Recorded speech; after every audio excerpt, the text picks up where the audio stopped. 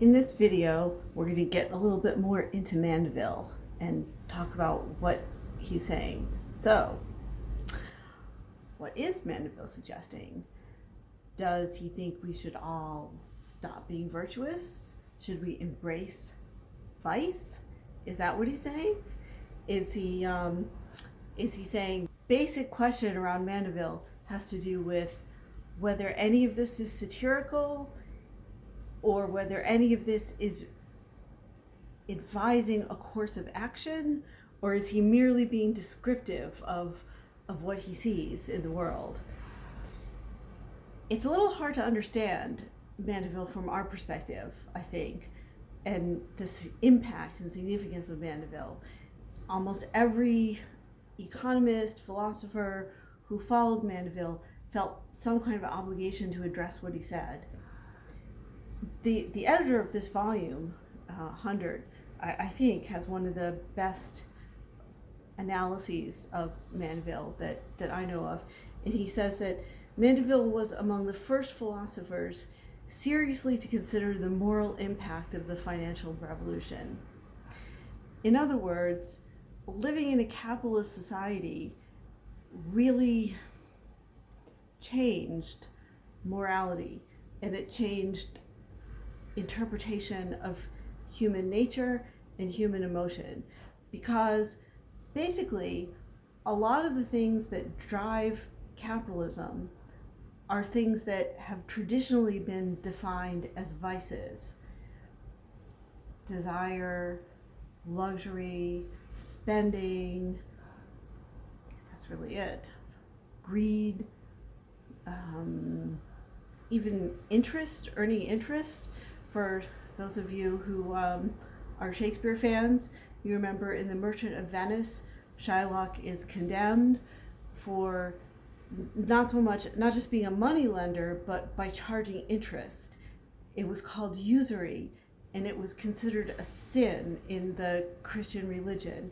And if you read Dante's Inferno, usurers are pretty far down there in hell.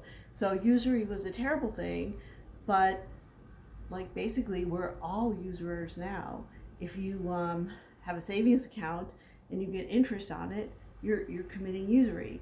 So interpretation of the Bible is highly selective, and so something that was considered not just sinful but the purview of racialized outsiders, i.e. Jews, is now the center of the economy. So everybody's a usurer now. And so what Hundred is saying is that the economic model changed in the 18th century, and morality had to catch up in some way, had to come to terms with it, had to come to terms with this shift of focus. I'll also say a few words about vice, because he's saying that private vices are public benefits. So the vices he's talking about are vices defined by the Christian religion, and they're not sins. He's not saying murder, or rape, or sinful things. These are vices. These are things that basically that the Societies for the Reformation of Manners wanted people to stop doing, overindulging. They're lesser offenses within Christianity, but they're definitely important as well. So that's part of how we have to understand Mandeville, is he's pointing out this contradiction in capitalism that other people were, in his view, I think maybe kind of accurately, were not really accounting for or were in denial of. Hundred quotes an economist named Joan Robinson, who says that Mandeville's charges have never been answered, by which I believe she means that he is pointing out that capitalism runs on things that technically we disapprove of. And so this is a contradiction that has never been really solved. And actually Adam Smith tried to address it. He has a long passage on Mandeville. Hutchison, who you're going to read, tries to address it. Lots of philosophers after Mandeville take on Mandeville, and they don't like him. Swift called him Mandeville. Mandeville, play on his name. So there was a lot of objection to Mandeville, but basically Mandeville is arguing that these things that we call vices, and maybe even sins like usury is definitely a sin, are at the heart of capitalism. And he's not necessarily condemning that. He's observing it. He's holding it up for scrutiny. He's we don't really know what it's much argument is about what exactly he's doing. So here's a couple of other quotations that I want to share with you from Hundert's excellent work on Mandeville. He says, Mandeville introduced into the heart of European social understanding a series of arguments designed to sustain the radically unsettling conclusion that the moral identities of his contemporaries had been permanently altered by a previously unacknowledged historical transformation. And that would be the transformation to what historians call finance capitalism. The prime argues that the primary argument about the fable is about luxury consumption, which goes to the heart of Enlightenment public discourse. Any systematic defense of commercial society's moral legitimacy remained vulnerable to a Mandevillian critique on the substructure of viciousness and sublimated sexual license upon which it rested. It rested on desire, and consumer desire, sexual desire, really kind of generating desire, not just exploiting desire, but generating desire.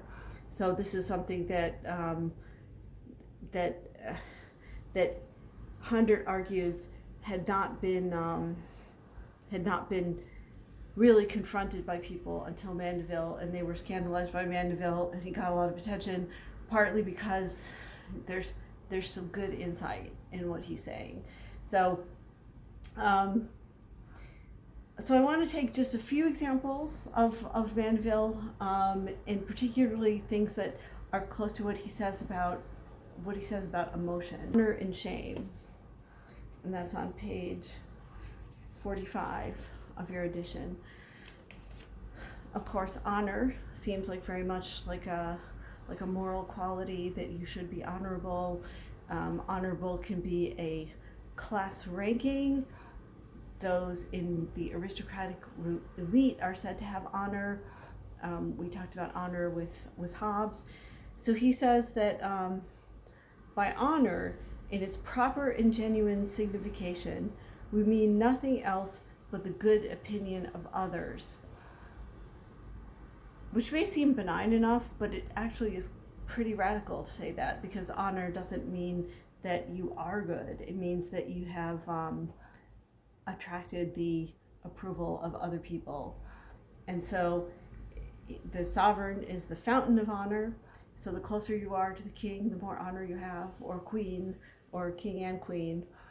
And so the most important actions of life often are regulated according to the influence this passion has upon us, which is interesting. He's talking about the passion of shame. So he talks about honor, and then its opposite is shame. Shame is maybe called a sorrowful reflection on our own unworthiness, proceeding from an apprehension that others either do or might, if they knew all, despise us.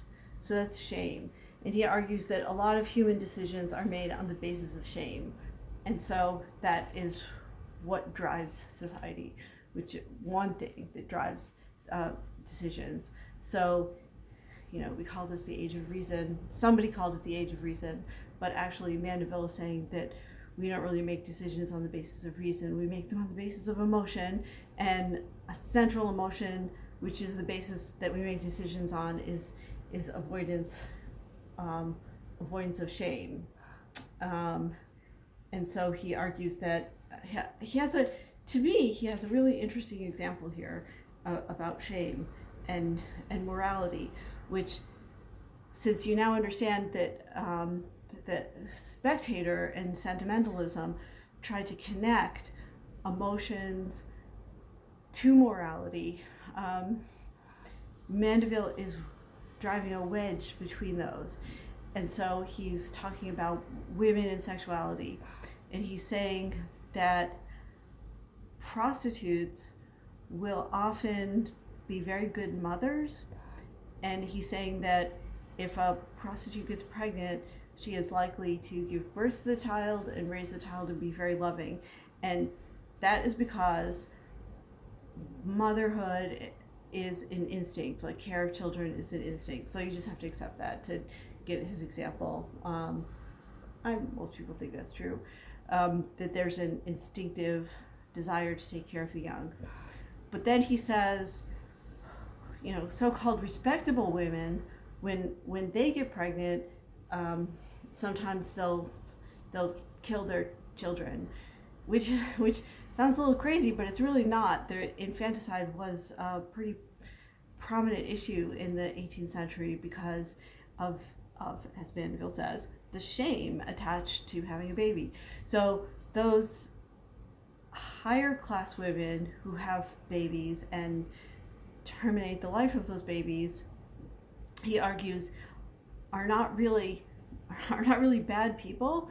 It's just that the impulse of shame overwhelms the impulse of maternal love, because they're going to be punished more through this shame that they want to get rid of. And so, again, going back to his definition, that shame is produced externally, and you do internalize it, but on Robinson Crusoe's island there would be no shame. You don't really see a lot of shame in Robinson Crusoe. He does talk about why he doesn't walk around naked, and when he talks about that, first time I read it, I was prepared to say, oh, because you're ashamed. But that isn't it, because he's saying you're actually cooler if you're wearing clothes. And so he doesn't really, there's no need for shame when you're all by yourself. Shame is a social emotion. Also says that these women who are elite women, like we saw in the Eliza Haywood story, The Rash Resolve, Emanuela, of course she is unusual in Mandeville's example, although she does follow it to some extent, because she runs away from the convent perhaps out of shame rather than anything else, and it's an impulsive decision, it's a rash resolve. And so, but she loves the child and takes care of the child. But he says that a woman who gives birth to a child and kills that child could go on to be married and be extremely loving to her children, because there would no longer be shame, and the motherhood impulse would overcome any impulse of shame. He also talks about modesty. I just mentioned, Robinson Crusoe, why he doesn't go around naked on his island. He says that modesty also is 100% cultural. He said that in some societies, a low neckline is offensive, and in other societies, he says, like, ankles can't be seen, so you could walk around with a really low neckline, but if you showed your ankles, that would be scandalous, or the other way around, or who knows? It's completely arbitrary. He argues it's completely social. So there he is, creating a division between sort of this emotional impact of modesty and any actual ethical decision around covering certain parts of the body. So there's really fascinating cultural relativism in Mandeville. Although he does talk a lot about sexual desire, And he also argues that there's nothing inherently wrong with sexual desire. You just have to strategically funnel it through the correct social channels. And he has the example of the man who, if he walks up to a woman and says, would you have sex with me? He's behaving like a barbarian. He's completely, outside of the social norms, and he'll be shamed and rejected. But if instead he goes to her father and says, I would like to marry your daughter, and proves he can support her, and they get married and they have a wedding night and then they have sex, Mandeville says, now look, like, man too has achieved the exact same goal and he's never even asked for it. And he and so there's nothing wrong with sexual desire in Mandeville. So there he's arguing against the Societies for the Reformation of Manners, who see rampant sexual transgression as destroying British society. So he says, passion is based in our nature. So you just have to figure out how to channel it correctly in a socially acceptable way to your own, for your own advantage. So the point of being modest, or the point of going through the channel of marriage, is not because it's morally superior, but it's because it's easier for you. It's to your own advantage. And if you figure that out, great, And so that's his argument. And that's all related. That's all related to shame. He says on page 55, good manners have nothing to do with virtue or religion. Instead of extinguishing, they rather inflame the passions. And so the man of sense and education never exalts more in his pride than when he hides it with the greatest dexterity. So we all want to be admired. Also, it's just like sex. We all want to have sex. We all want to be admired. The trick is, and those desires have nothing to do with morality. But if you don't want to be condemned for those desires, you just have to achieve them in socially acceptable ways.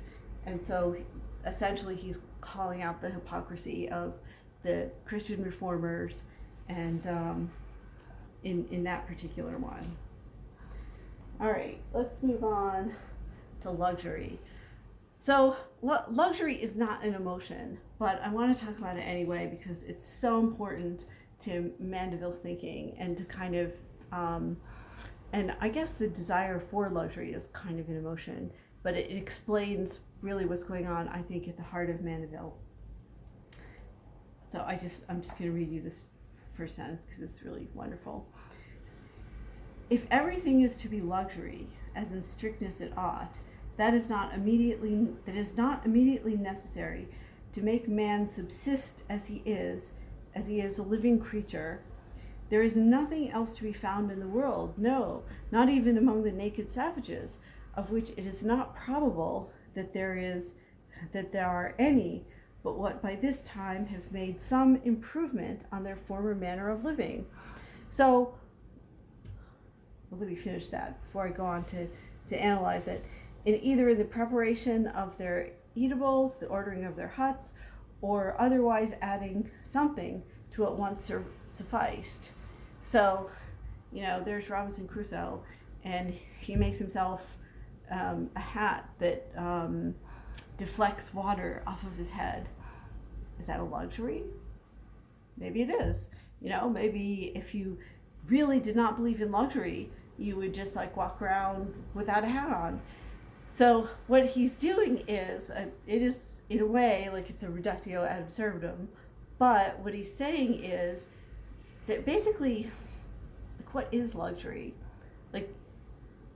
Is luxury anything besides, just filling your basic needs? It's always essentially socially defined what's luxury and what's excess. So if you think, you're the most frugal person in the world and you don't have any luxuries, you've got, actually, everyone has something, and all societies have some things that are somewhere above simply, food and shelter. And so when they hit the threshold of luxury, that is purely socially defined. So that's what Mandeville's saying. And so luxury cannot be accounted immoral, because if that were the case, then all human existence would be immoral. So what about being frugal? Is that good or bad? Well, actually, for Mandeville, being frugal is kind of bad, because if you're frugal, then you're not putting your capital into circulation. And so robbers can be, even though they're doing things that are bad for them personally, like, again, there's the microeconomics and macroeconomics here. Stealing is probably going to lead to something bad for you, because you'll probably be caught. But he talks about the thief who commits highway robbery, steals lots of money, gives some money to his girlfriend. The girlfriend goes out and buys a new outfit, buys new shoes, buys a hat, puts all these people to work creating these clothes. These creators of clothes, in turn, are buying textiles, who employ other people to make these textiles. And the people who make the textiles employ farmers to grow cotton and sheep for wool. So there's a whole chain in which being frugal is actually, like, who cares? Like, why should you think you're morally superior for being frugal? Now, so this is specifically answering a particular moral argument that people should reject luxury and be frugal, which is what the Societies for the Reformation of Manners were arguing. And that they thought that was good economically, and it was good morally, and in the third place, God would reward the most virtuous nation. And if England didn't stop being so luxurious and sexually promiscuous, there'd be some trouble. The third one, which is pleasure, just kind of worth thinking about. Mandeville argues that pride, talks about pride, which of course is not only a vice, but actually a sin in Christianity. Pride is that natural faculty by which every mortal that has any understanding overvalues and imagines better things of himself than any impartial judge, thoroughly acquainted with his qualities and circumstances, could allow him. So if you asked a third person who's completely neutral to evaluate you, they would probably evaluate you like lower than you put yourself. Basically, pride leads to desire for luxury, because if you're cold, a wool outfit will be just as efficient for you as a silk outfit, but you might want the silk because other people will look at you and think better of you, and you already think better of yourself if you're wearing the silk, and so you will be drawn to making that purchase. And so when you buy the more expensive thing, you put your money into circulation and you employ other people. Envy.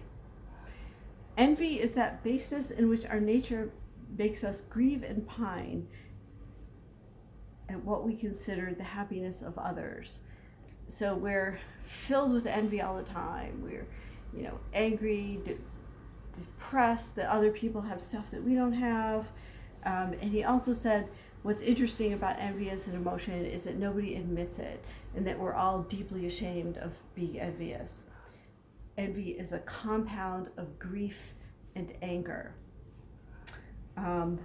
But he says envy is actually the engine for capitalism or commercial society. He doesn't use the word capitalism, but for this new consumer society that he's living in, because if you didn't want more things than somebody else, then you wouldn't be overspending. Just like those bees who, who are buying lots of stuff and employing other people to make it, and they're buying it not because they're virtuous, or even not because they're not virtuous, but because they're envious, and that's one of the reasons why they're buying so many things.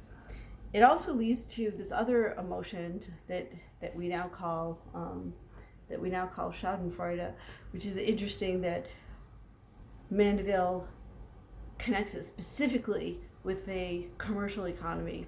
And he says that if a well-dressed man falls down, he's going to be laughed at, but he's going to be laughed at the most by his inferiors, and people lower down on the social scale, because they will enjoy his humiliation because they're envying him already. And so envy, in that case, envy gives them a little bit of pleasure out of their envy, but overall, envy can motivate you to strive for something more. He has the example of the boys in school who are competing for a prize, and if you don't get the prize, your choice is either to accept your secondary status to the person who did get the prize, or to work harder to try to get the prize. So he's saying that that's what envy does, is that it might be unpleasant, but it can have some good effects. Okay, so finally I want to talk about a little bit about pleasure, where he discusses in remark O of where he talks about pleasure. And he says that he talks about philosophers who are always saying that pleasure is continence, sobriety, and other virtues. He cites Erasmus, Epicurus. A lot of philosophers talk about the misery of the worldly minded, and so he says, just looking around at people, he's saying that he has the example of the person who, if you ask him, do you like pudding better or do you like meat? And the person always says, well, I like pudding better. And then, but you're watching them and they pick at their pudding and they scarf down the meat. So he's saying that's the same thing about pleasure, is that people say they like the pleasures of the mind, they, like the pure pleasures of love, the pleasures of sentiment, the kind of pleasure that you see in The Spectator, that people really like that kind of pleasure. But in fact, if you look at what they actually are drawn to, it's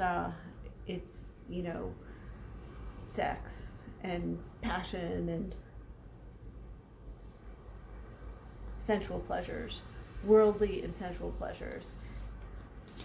So that's what humans are like in terms of Mandeville. Now, I know I haven't really addressed, why is Mandeville pointing this out? Is he telling us that we should be better, that we should give this up? I don't think so. And the other possibility would be that he's celebrating it. And personally, I don't really think he's celebrating it either. I think he's really interested in bringing people in his world to some kind of reckoning, to acknowledge what this system is producing. And he's really trying to be as, as honest as he can, and kind of reveal true human motives behind sentimentalism and behind claims of virtue and behind claims of honor, and that they turn out to be the kinds of things he's talking about. So So ultimately, I think it remains true that this is a contradiction that has never really been addressed. And that was true in the 18th century, and I think it's still true now.